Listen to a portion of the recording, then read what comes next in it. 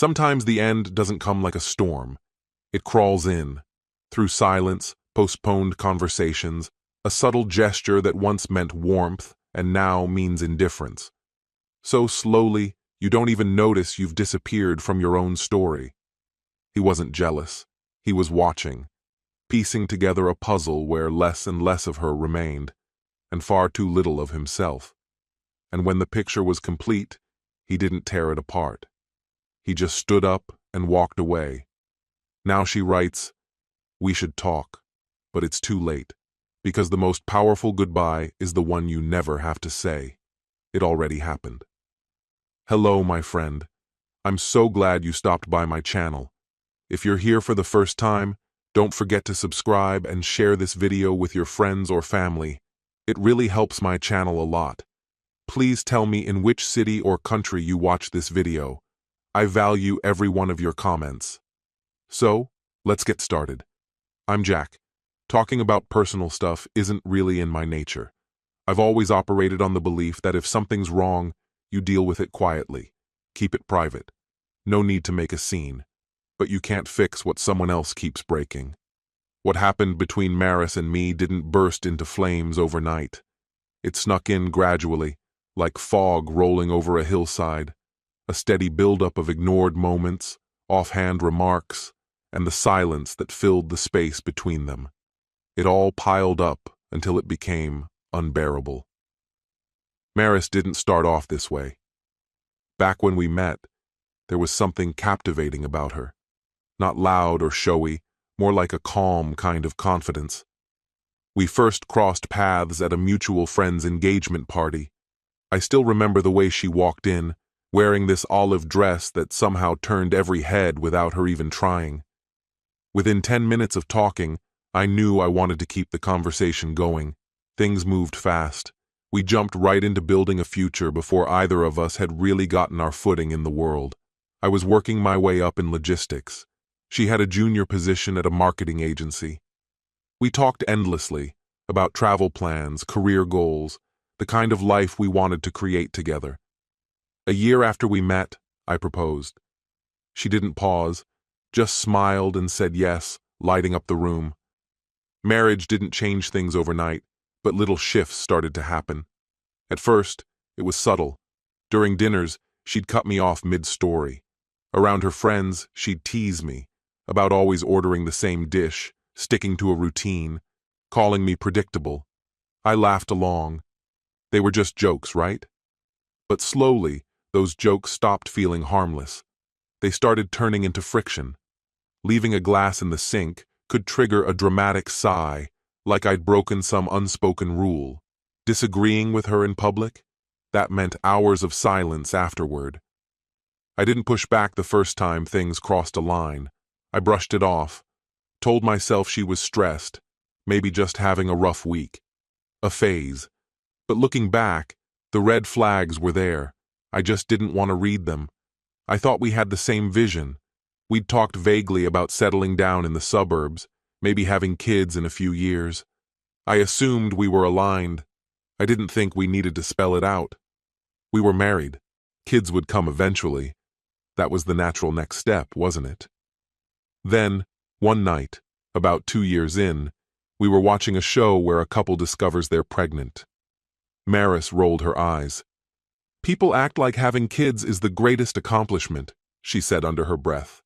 I turned to her, taken aback. "You don't want kids?" She didn't even blink. "Not really." She followed up with, "Maybe one day, but right now, I want to travel, build something of my own, enjoy life a little." I kept my voice calm. "You've never said that before." She just shrugged. "You never asked." Those words echoed. It wasn't just the content, it was the delivery. Like I was the one who'd made the mistake. Like the life I thought we were shaping together was just my own hopeful assumption. I didn't argue. I just withdrew. Again. I figured she might change her mind, that maybe this was a passing mindset.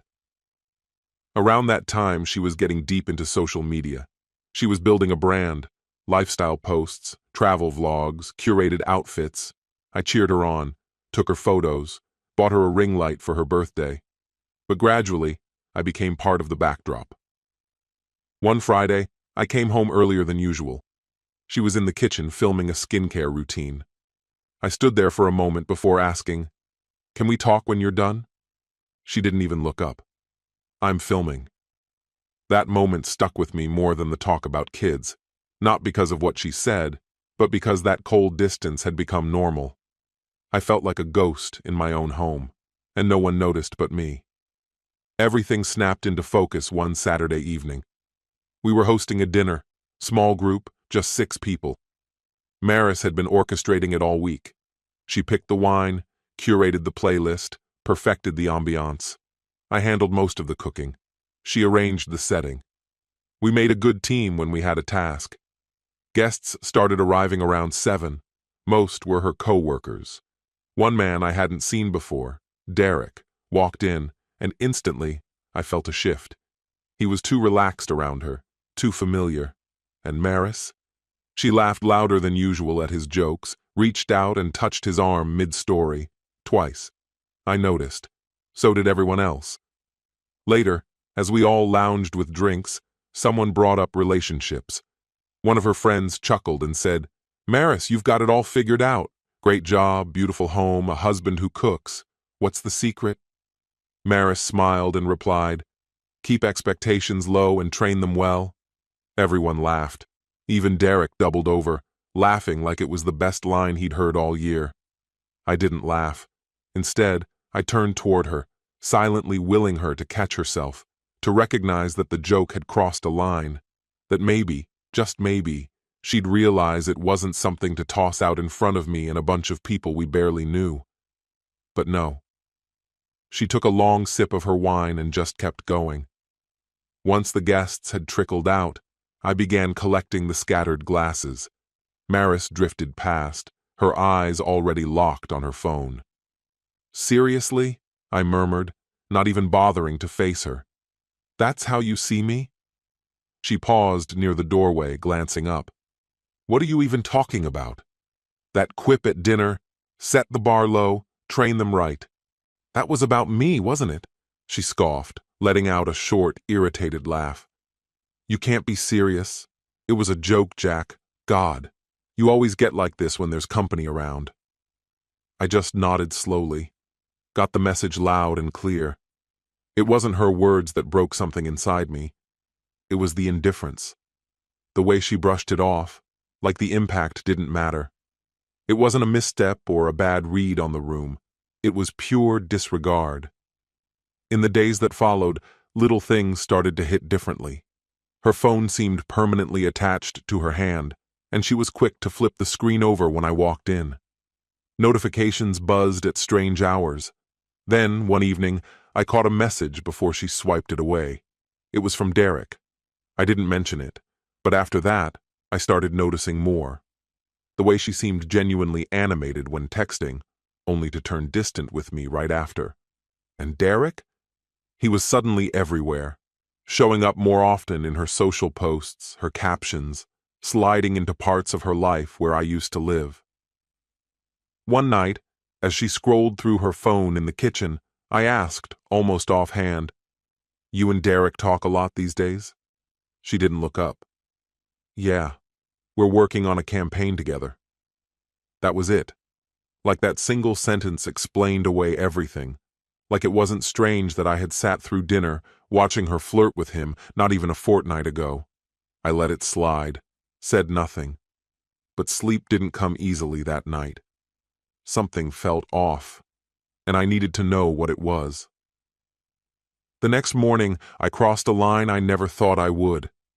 While she showered, I picked up her phone.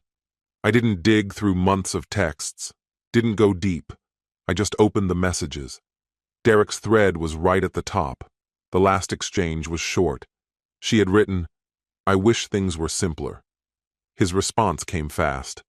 "They can be. You just have to decide what you really want." I placed the phone back exactly where I found it. Said nothing. No accusations. No dramatic scene. I wanted to see if she'd come clean on her own, if she'd feel the need to explain. She didn't. That afternoon, she leaned in and gave me a quick peck on the cheek. "You're quiet today. Everything okay?" I met her gaze. "Yeah, just work stuff." She smiled and walked away. But I wasn't thinking about work. Not even close. My mind was already moving toward what came next. I didn't want to jump to conclusions or act out of emotion. I needed evidence, something concrete. So I made a call, hired a private investigator. This wasn't about a gut feeling. I wanted proof. The kind you couldn't lie your way out of. I didn't have to wait long. 3 days later, while I sat at my desk, the report arrived. Everything was time-stamped. There they were, getting into a car together late at night. He was driving. She wore sunglasses like that could make her less visible. Another photo caught them lingering outside a hotel, standing too close, checking their surroundings like they knew it was wrong. Then one more at a rooftop bar, leaning in, laughing like they weren't just co-workers. And finally, the photo that erased any remaining doubt. A kiss. In an elevator. It wasn't hurried. It wasn't impulsive. It had the weight of something familiar. Routine. I stared at that picture for what felt like an eternity. But I didn't lose it. No shouting. No throwing things. No desperate texts. I closed the laptop, leaned back in my chair, and for the first time in ages, I felt still. That evening, I walked into the house like nothing had changed. She was curled up on the sofa, watching one of those endless home renovation shows. "Hey," she said, "can you grab almond milk tomorrow? We're out." "Sure," I replied, like a man who hadn't just watched his wife kiss someone else. In the days that followed, I moved with purpose, quietly. I withdrew some cash from our joint account, not enough to raise questions, but enough to give me room to breathe. A co-worker who was traveling offered up his place for a few months, and I took it. Then I contacted a lawyer, showed him the file. We laid it all out. What I needed. What I could let go of. What leverage I held. By Friday, everything was in place. I waited until Sunday morning. She was in the kitchen, robe still on, pouring herself a coffee. "What's this?" she asked, picking up the folder I'd left on the counter. "So you're not blindsided when the paperwork shows up," I said calmly. She opened the folder, her eyes darting across the page. The color drained from her face before she even made it halfway through. On top was an unsigned copy of the divorce papers. Tucked just behind that, a few of the photos from the report. "You're actually going through with it?" she asked, disbelief etched in her voice. I nodded, subtle but certain.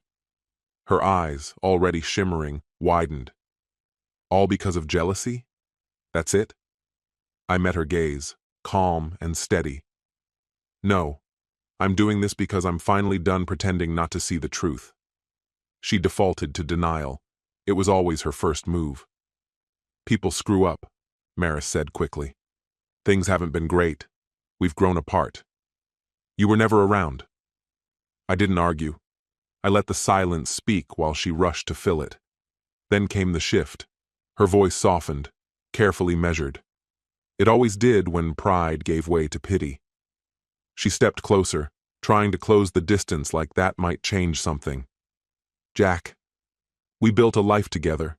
You're really ready to throw it all away?" I looked at her and said, "You already did that." She didn't answer right away. Her gaze drifted to the folder lying on the table. "Who showed you this?" I tilted my head.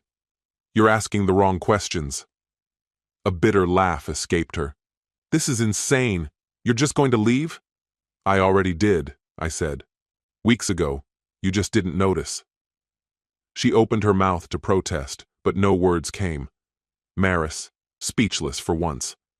I picked up my keys, slung the bag I'd packed the night before over my shoulder, and walked toward the door. No dramatic exit. No letter. Just quiet. A few days later, the messages started to trickle in, short, cautious. "Can we talk? I miss us. You're really not going to fight for this?" I didn't answer. Then came the legal notice. 10 missed calls in a day. 2 voicemails, one laced with fury, the other soaked in sorrow. I let them sit. There was nothing left to explain. I had finally acknowledged the truth she'd been showing me in pieces for years. When I came back to get the last of my belongings, everything felt different. No yelling, no pleading. Just a woman who finally realized she no longer controlled the narrative. She stood quietly near the kitchen as I packed. "Do you remember that trip to Asheville?" she asked softly. "The cabin, the thunderstorm, we got soaked. You made pasta on that old stove." I paused. "Yeah, I remember. We were happy then." I shook my head. "No, I was holding on to hope. You were putting on a show." Her eyes dropped, and as I reached the door, she spoke again. "If you leave now, it's really over." I didn't stop walking. "It ended the night you kissed someone else." And I left. Steady. Clear-headed. Done. 6 months later, I signed the divorce papers in my lawyer's office. No drama, no last-second pleas, just a signature and the quiet closing of a chapter I'd carried alone for far too long. There was no moment of triumph, no announcement, just me, back in a modest apartment. Clean, bare, peaceful. That night, I sat on the balcony with a glass of bourbon, watching the city flicker like it always had, but nothing felt the same. People ask what the hardest part was. It wasn't the cheating, not the hotels or the kisses in hidden places. It was the slow unspooling, the way I chipped away at myself every day, trying to fit into something she never intended to share. The quiet humiliation I endured, hoping maybe she'd meet me halfway. She reached out a few more times. Once, she sent a long email, rambling thoughts, lukewarm apologies, poetic reflections on what we once had. I never answered. I wasn't seeking revenge. I didn't want her to suffer. I just wanted peace, and I finally found it. I wasn't carrying her pride on my shoulders anymore. That was the shift. I didn't storm out in a fury. I left with understanding. I let her actions do the talking, let her choices write the ending. No scene, no begging, no romantic tragedy in the rain. Just a man who had finally learned that it's not one betrayal that breaks you, it's the slow, quiet surrender of your dignity. Because betrayal is obvious, but losing yourself in tiny daily compromises, that's what empties you. Now, I cook for myself. I sleep through the night. I've made peace with the quiet. It's not loneliness, it's freedom. And if I ever marry again, it won't be out of convenience or time. It'll be because the respect is mutual. Because next time, I'll see the warning signs, and I'll walk before the foundation even cracks. This story has come to an end. What's your opinion? Share it in the comments, my friend. And if you like this story, check out other exciting videos on my channel. I'll say goodbye until the next video. See you.